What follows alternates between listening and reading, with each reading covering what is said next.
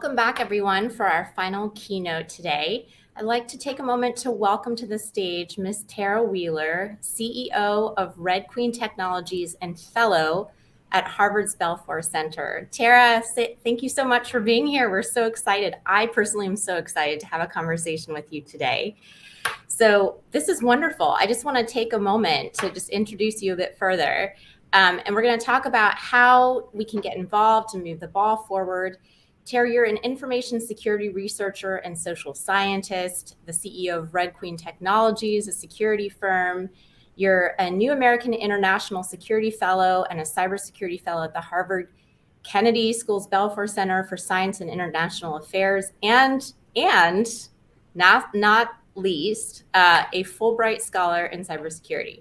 So that's all amazing. Before we get into like how we're going to move the ball forward, can you give us kind of a really quick snapshot of your background, looking back, like how you got started in cybersecurity?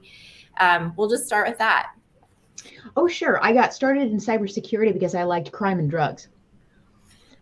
Well, so when I was 16, that's a good reason. I like to get into trouble, honestly. I liked finding where I could break rules and where rules were stupid. Then I discovered some of the purposes of rules and how societies worked. And then I found out you could break even bigger and more important rules. And then I started realizing that it was way less fun to break the rules than find other people who were bad at breaking rules and catch them. Yeah.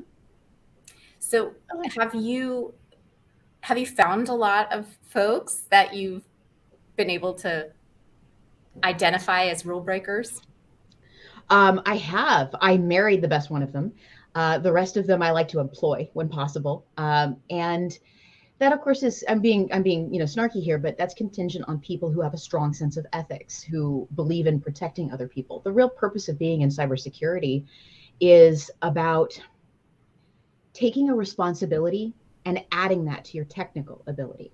This is not a field for people who just like to innovate. It's a field for people who feel responsibility for other people. And that comes about through a lot of really different experiences that people have over time. So I think the nature of this field is one where people who have a strong sense of responsibility matter more than people who have a strong ability with code. I really like that, what you said about the responsibility, because I think that often people are kind of enamored by the technology side of things. It sounds cool. But one of the things we're trying to incorporate at the Cyber Guild is some awareness around social responsibility. It's kind of like collectively all of our responsibility to do our part in making the world a more secure place, and the cybersecurity or the cyber realm a more secure place. So along those lines, like what are some pieces of advice, looking back, kind of where you came from? What are some lessons learned that you have kind of as you moved up the ranks? I think that presupposes a couple of things. First of all, that I think I've moved up any ranks.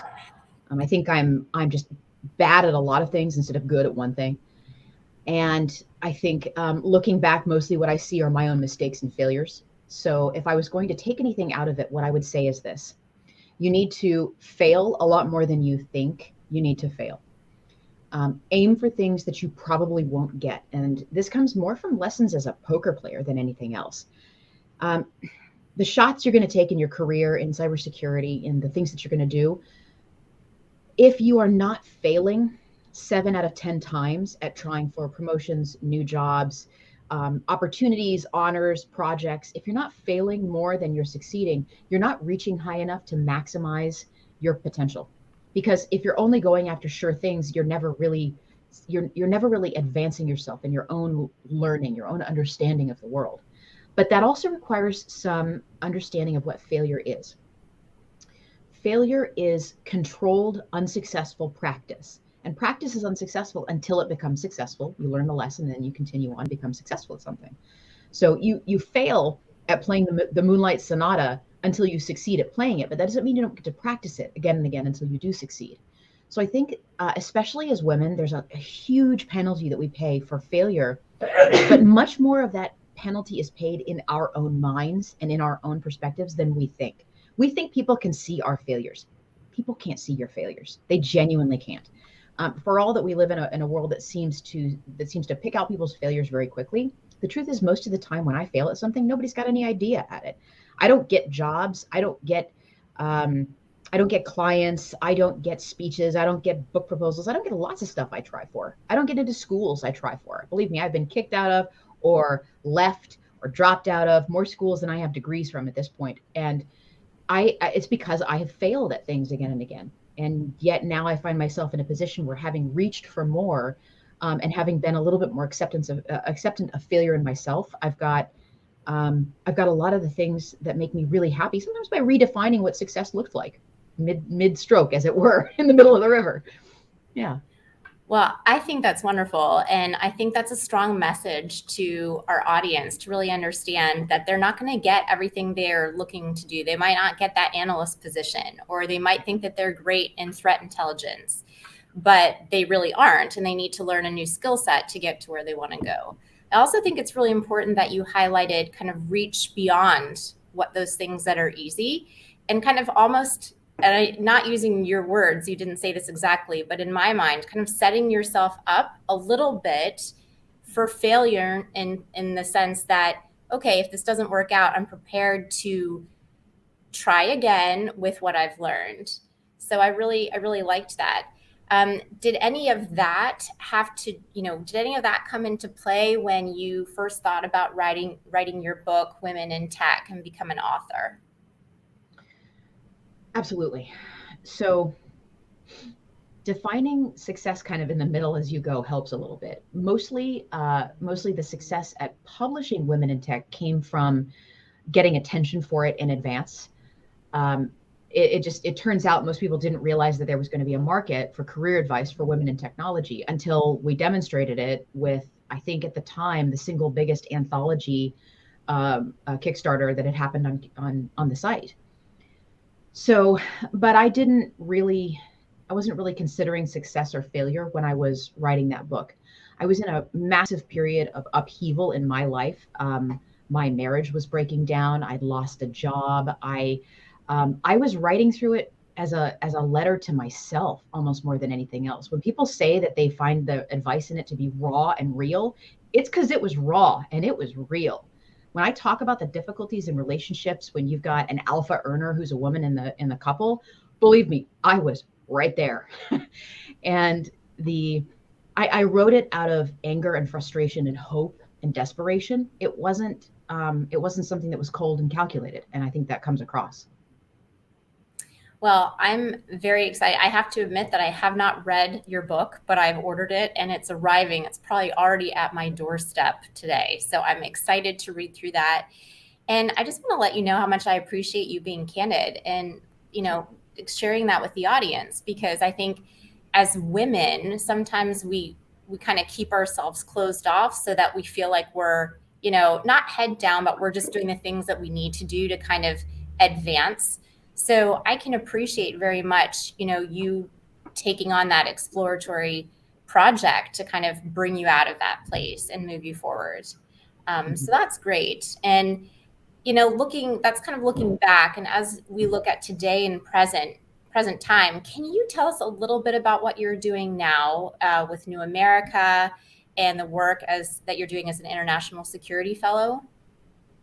Sure. The work I'm doing with New America and Harvard and with the Organization for Economic Cooperation and Development, it involves making sure that the kind of people who make decisions about international regulatory climates, whether that's at the North Atlantic Treaty Organization or at the OECD, reflect a little bit more the people who are going to be at the last mile implementing the solutions. I remember at an unnamed intergovernmental organization a couple of years ago, I was attending. I was one of the few women in the audience, and I was enjoying the panel. It was peppy that day, but I looked at this panel. It was 8 70-year-old white men from a single European country, and the panel was innovation in cybersecurity. And I took a picture. And I sent it to a friend of mine and I said, do we think this is going to get me that grant to start getting some women, queer people of color on stage to help get some of those travel expenses covered. And turns out that all of my emails previously didn't work quite as well as that one picture of just the innovation in cybersecurity and the people that were making the decisions for the people in this conversation, the people in this community, literally on this call. They were the ones making the decisions then about what we're going to be doing with our certifications, compliance. That's what was going on there. So that's the work I was doing there. That's my upstream work. And I did it almost out of self-defense. The work that I do every day is as the CEO of a security consulting firm. And when I do work like help people understand how to fill out a vendor assessment form, or whether or not they need a SOC 2 tier 1 or tier 2, or are they going after like a NIST or something like that. The work I end up doing is interesting because I can see it at all layers, at all levels. And I don't just mean like the OSI, layer model, right? That's why this is interesting to me. It's why it's full of joy, because I can see it getting created. I can impact how it's getting created. And every day I can put it into play. Yeah, it's all a layer 8 problem until it's a layer 3 problem, basically. Right. Yes. Yeah. Well, I mean, that's a great segue into talking a little bit more about your company. And can you tell us a little bit more about what you do? Well, you're the CEO, but tell us a little bit more about your company and what it does. So we have been around for a decade, and we're now increasing some of the offerings that we're providing to do offensive security, penetration testing. And what we do is work with companies, especially those companies that are legacy critical infrastructure, to bring some modern security practices on board, while at the same time recognizing that the people that we're talking to aren't idiots. They're not non-technical. It's that they have a massively different professional qualification and specialty than we do. I think there's a lot of arrogance and problems in cybersecurity when we go talk to people and we go, they're non-technical. I don't know about you, but I don't want to spend 25 years as, an industrial patents attorney, and then try to, all of a sudden my career just becomes like the single most hottest one on the market. And I've got to explain what that is and try to train people up and communicate to everybody around me, because all of a sudden the world is industrial patents. So that's what we find ourselves doing in cybersecurity, and losing some of that arrogance when communicating to people who have massively deep technical expertise, just not in information security, is incredibly important to us. So as the CEO, because you're on the operational side and also the technical side, because you have that your own layered deep understanding there. How do you think we can bridge that gap in general to have those conversations that need to be had with the executive level out there in industry and in government? This goes back to some of the work that I do with some incredible people at Harvard's Belfer, at New America. It goes to this conversation I've been having with a few people over time, and I've had it with Alan Friedman, with Bruce Schneier, just a couple of people who are both deeply technical and also deeply involved in policy. The problem we have with that communication across governments, government, industry, the community, academia, is that same issue of specialization, I think. There are people who are brilliant at policy. They've spent their whole lives being good at it, writing legislation, lobbying. They've integrated themselves into that ecosystem. And then there are people who have spent their whole lives in technology. We respect people who are world-class in their fields. We don't have as much respect for a person who's at 80% in two of them. That's one of the real challenges of being somebody who bridges kind of the executive technical divide, government, academia, industry, community. If you're not the top of your field, it's often difficult to get that sort of attention and respect. There's not a lot of respect for people who are bad at two different things, but good enough collectively in them to communicate well across them. There's a lot of value that's provided by that service, though, and I think there's a lot of emotional and logistical work in that space. And if you find yourself able to communicate well across those fields, people won't know why they keep calling you to have conversations with them.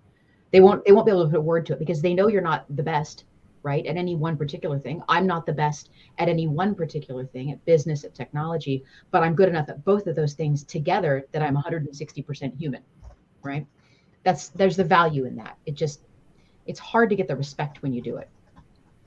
That's a really good point. And along those lines, when we think about changing that mindset and that mentality, what are some things that come to mind that we can do from an awareness perspective to kind of break that mold? As we, are doing Uniting Women in Cyber, and this is very much focused for women in cyber, but what can we do collectively to kind of break that mold and think differently?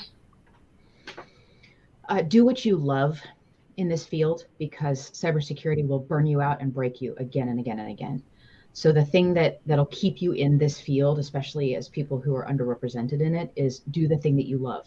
And if the thing that you love changes, change with it. Don't keep doing the same old thing again. The most successful people I know in cybersecurity have had multiple different kinds of specialties in it. They might have started as a SOC analyst or a digital marketer, or I kid you not, a musician, I know a wonderful flautist who's now a cryptographer, because people who think about doing things that they love and apply their previous frameworks to a new field often bring new insights along with them to that field.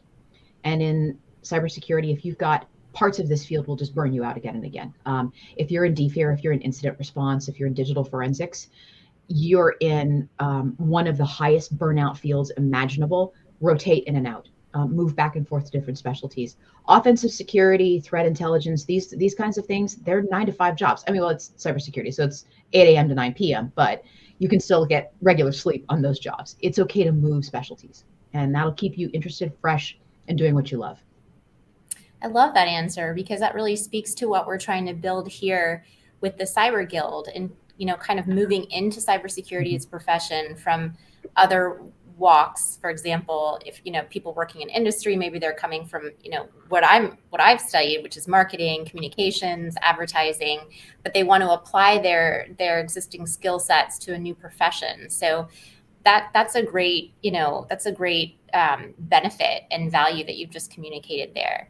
Is there anything that you would suggest for those that are just kind of wanting to step foot into the profession and are not quite sure which direction to move? If they're not completely techie, but do understand some of the concepts?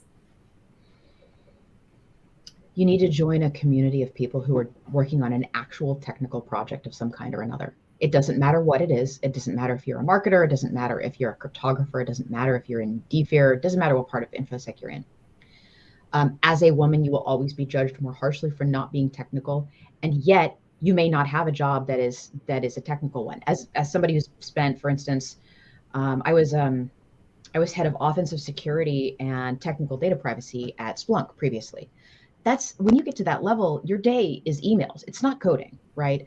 So if you have a job and it's emails all day long, it's emails and PowerPoint, it doesn't mean you're not technical. It doesn't mean you're not in the technical world, but keep one toe grounded in a wading pool of technology somewhere. I don't care if it's a single GitHub repo that you maintain or participate in. I don't care what your fun is. It could be crypto puzzles. It could be, it doesn't really matter what it is. CTFs are a wonderful way to make friends, learn things in the field. Whatever it is, to keep a little tiny toe someplace in something technical, because then you've got something to talk about in the next job interview, which, by the way, always be job interviewing. Like once a quarter, if you're not in a job interview, you're not doing enough for your career. That's a really good point. I have more questions I want to get through with you, but they're coming in fast and furious from the audience too. So I'm going to honor those as well. What recommendations do you have, Ms. Tara, for a woman of color that has very little training, little opportunity to grow in cybersecurity? I've had this conversation with friends, mentors, and mentees of mine who are women of color in cybersecurity. And the answer is identical to the one I just gave you. I gave you the answer specifically for women of color because women of color are the ones who face the most challenges as being seen as technical. And that is the answer. Have that thing you can talk about. And it's the foosball and beer pong answer, right? If you've got a single thing you can talk about, you can do it, and you can do it for free. When I talk about contributing to a GitHub, there's a lot of projects out there that they'd be thrilled if you did nothing more than do documentation, commenting, and typo fixing. It's not that hard to learn how to commit a pull request to a GitHub repo. And if you're somebody who's done 50 commits to a community project that helps people learn coding and learn how to do, offensive security, scripting in Python, something like that, you're going to get some respect from the technical world. And the amount of energy to get involved in one thing like that is sufficient to bump your career without needing to be something that takes over your life. One of the things I often tell, this isn't something that's applicable to Black women in cybersecurity, especially to mothers in cybersecurity or parents at all, primary caregivers. You don't have a lot of time. You don't have the 20 to 30 hours a week to massively sink yourself into a deep project, run a convention, run a coding project. But if you can't take at least 3 hours a month to yourself, which is plenty of time to do the thing that I'm describing, then maybe it's a moment where you need to start looking at how you're arranging yourself so that you can get to that next level in your career. Try to put that 1 3 hour a month chunk together. Doesn't matter if it's 1 to 4 a.m. on a Saturday if you have to do it, but that's enough time to do the thing I'm talking about. Does that help a little bit?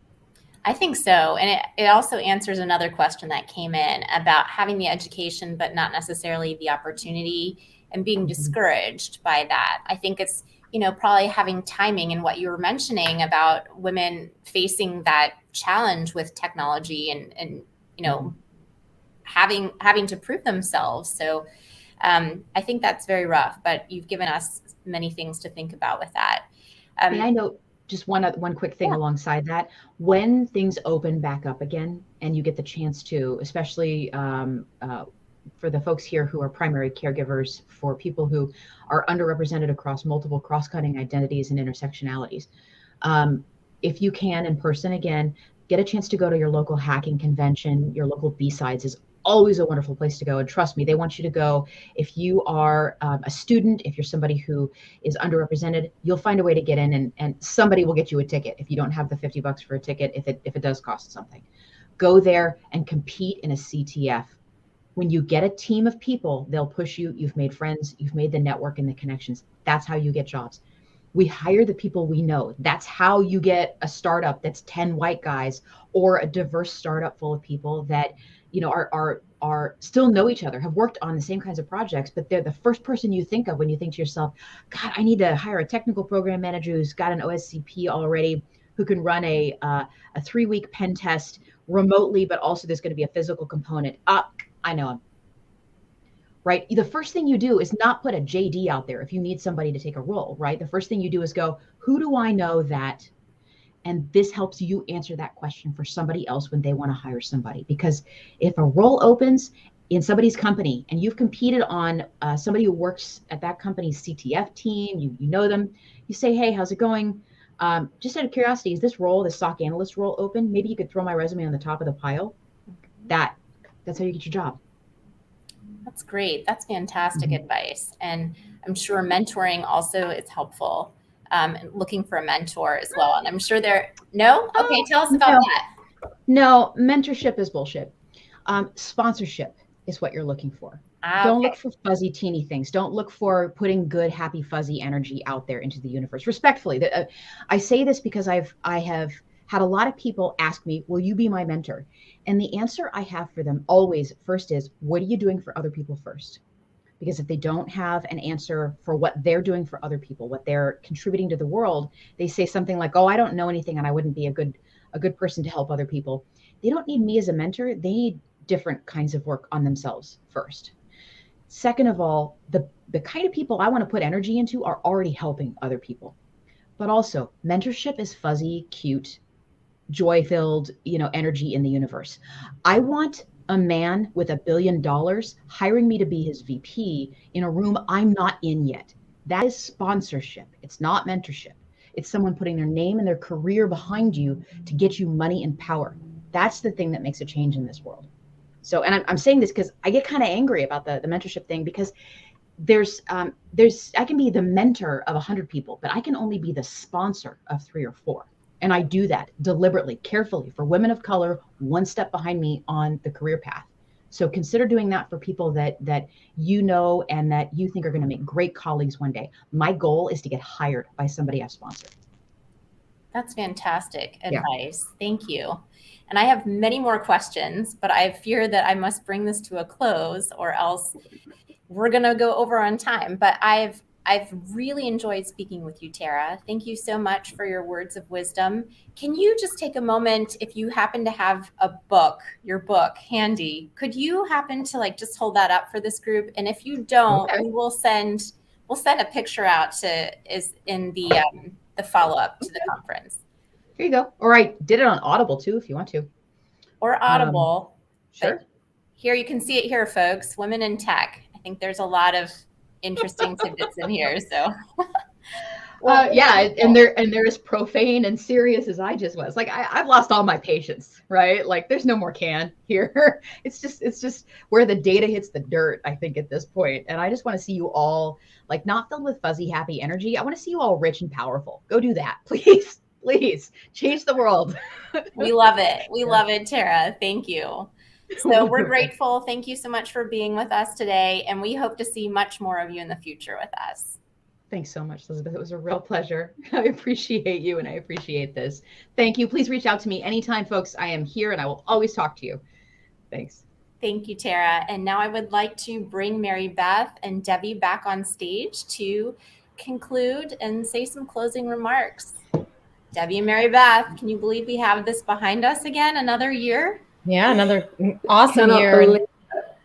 And it's hard to top what Tara's saying because she's opening up all of the valves for all of us to be successful. And I think that is really a challenge for 2022. How do we open up all those valves that she's talking about, those pathways, and really put dollar signs and people in butts and seats into jobs and a live conference next year. Yay. A live conference. Fingers crossed. If there's one survey we can send on that, I think everybody wants a live conference. Yes. Yeah, well, we certainly had a lot of interesting speakers today. And, Tara really kind of capped it all off and challenged us all to be better for each other and build more community. And also to, kind of challenge all of the people in leadership is really what we need to do, because those of us who have been leading companies need to keep going and not mentoring people, but supporting people. Get a rope and pull them along and say, you got to do this. Sometimes it takes that to get people out of their comfort zone, to get them into a spot where they know they're going to be successful. So I'm hoping that we can get people to help each other that have been in this conference today. I agree. And I think encouraging folks to, when they move into a different profession, to understand that failure piece, right? That, you want to push your own limits. You're going to do something new. And that's what we want to achieve. Debbie, you're nodding, so I'm thinking you're agreeing. And I agree, Elizabeth. Yes. Yeah, I just loved, I love Tara's passion as well as the lipstick, I have to say. Love it. I love it. Keeping it real, Tara. So Debbie, maybe you can talk. So I think what we've done here at the Cyber Guild is to build a platform and a framework for a lot of what the speakers talked about today, from Kirsten to all the way to Tara, and talking about the platforms that are needed to make things happen, like our CyberQuest leader, our Cybertunity. I think those are things that we need to make sure people know that we have, in conjunction with Uniting Women in Cyber, which we're going into a more diverse program because diversity is changing on a daily basis of late. So. Yeah, well, I think everyone, you had a VIP seat to what the Cyber Guild really stand for. I mean, every speaker, I think, pretty much brought to life what we stand for, which is about everybody has a role to play in cybersecurity being a part of everyday living. It came through in everything. And for me, the human element was right up close and personal, the human face, the whole cultural piece, either directly or indirectly from what people said. I just thought some of those comments were absolutely wonderful. And, for those people out there who are new to the Cyber Guild, I hope you really got a good sense in the last couple of days that this is a place where talent, great talent, absolutely meets opportunity. I feel like I should have a beer in my hand, or you should say that, Mary Beth, with your Boston accent. But it really is a place where those things collide in a wonderful, wonderful way. And we do have a plan next year to build on this, to have a much broader agenda, engage with many more people. So I ask you, if you want to pay it forward, you have lots of opportunity to do so. Send me a LinkedIn. I'll get you involved in a very practical, helpful way. We're loving the engagement that we're having through this conference and looking forward to leveraging that next year. I will say that I also enjoyed being introduced to the 51 shade of grey, a whole new meaning to shades of grey. So there is a lot of good stuff in the last couple of days that we're going to build on and leverage over the course of the next few months and into next year. I think you're right, Debbie. And I think Elizabeth knows this too, that good people attract good people. And I think with that, we can make great things happen. And the thing about cybersecurity is that, you come into it with your ethics, you leave with your ethics, but that trust the trusted. And, how do we do that is like building organizations like this, like the Cyber Guild and Uniting Women in Cyber, where people can get referred into positions and actually help us build our platform at the trade association. So we continue to have people on people, so that we make sure that we continue to have that growth that we need so badly in the sector. So it is, as everyone has said, it's all about the people. And before we lose some of the people here, just to say that you will, and I know Elizabeth will touch on this, but when you get your follow-up email with links to the conference, all this amazing stuff, I know people have been asking how that happens, so I'll leave that to Elizabeth. But in that, you will have an opportunity of contributing. The Cyber Guild, we're doing research on the perceptions and attitudes that are and any gaps that exist in that between employers and employees in cybersecurity as a career and a profession. So this research will really help us understand what gaps exist, and it will drive our work next year to work much more closely with leaders both in the public and private sector to talk about how we might close those gaps and strategies for success. It'll be a SurveyMonkey link. It'll only take 5 minutes. And as always, it's always fun. We have draws. We have a draw. So there will be winners of the draw who do take part in the survey. There's 2 great events that are brilliant for either your family or your team, especially during times of COVID. So there'll be 2 really fun activities there, an escape room activity. And also Spies of Georgetown, so you can get out and walk in the fall weather. So please participate. Yeah. You can maybe add on to a private tour, Elizabeth. So. And a virtual escape room with living security, where you can go with your friends or your family and figure out what you really do know about. If you didn't win that trivia account, maybe you'll learn from the living security. And please, we want you to come and bring other companies, your colleagues, your friends, and bring them to our events and everything, because this is open to everyone. This is open to everyone, and the learning has to continue, and the networking. So that is so true. And we do have 2 winners from today's trivia from those super hard questions. So I'm very happy to announce Lori Murphy. You have won. Lori Murphy, you've won a cybersecurity training package. Yoo-hoo. And Sherry Thomas, you have won a nutritionist package. So nice. You're probably already super healthy. You're going to be even more healthy after this package. So we're glad to hear that. We're glad that you've joined us and that your knowledge is through the roof with our questions. And congratulations. So one quick note that Debbie mentioned, you will receive a follow-up email from us about the conference where you'll be able to take the survey. And we do look forward to hearing from you again. We will be drawing 2 great prizes. So please, please, please provide your feedback. And also, we're going to be doing some more programming in the coming months. So we'd love to hear your feedback and your ideas on that. And we're just grateful for your participation today. Thank you so much. Debbie and Mary Beth, anything else? No, we just both want to thank you, Elizabeth, for all the hard work that you did to make this so successful again this year. So from the bottom of our hearts to the top of our heads, and hopefully we'll see you in person next year from the top of our heads. We don't need to worry about where we are in the camera. Yeah, but we really, really appreciate everything you've done. So thank you so much. It's a group effort. And so you all have worked very hard too. I'm just grateful to be part of it. Yeah, thank you. And thanks for all those people behind the scenes that are beavering away. It's like a swan all the activity underneath. Appreciate it very much. Thank you to you and your team. You did a fantastic job. So Thank you, Romina Kunstadter with the Prism, and Ian Gilmore with Event Cadence. You did an awesome job. And I guess this is us signing off. Yes, and we want to thank all of our sponsors too. Leidos, That's right. VeriSign, Neosystems, Fairfax Economic Development Authority, CyberWire, and FedPubs. We really appreciate all of your support.